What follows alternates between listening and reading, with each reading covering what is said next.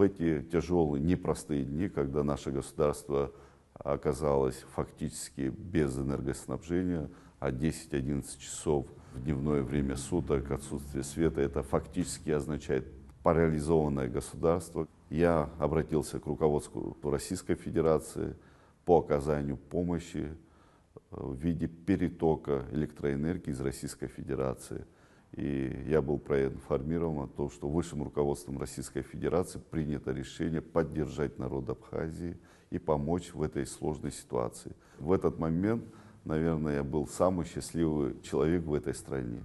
Хотя не могу не отметить, определенные люди, которые занимаются активно политикой, критиковали меня за обращение к Российской Федерации, называли это попрошайничеством, но для меня самая главная цель была достигнута.